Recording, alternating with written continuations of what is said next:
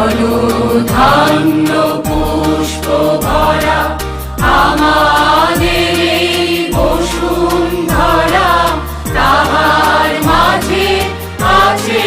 দেশের সকল দেশের সেরা, ও সে স্বপ্ন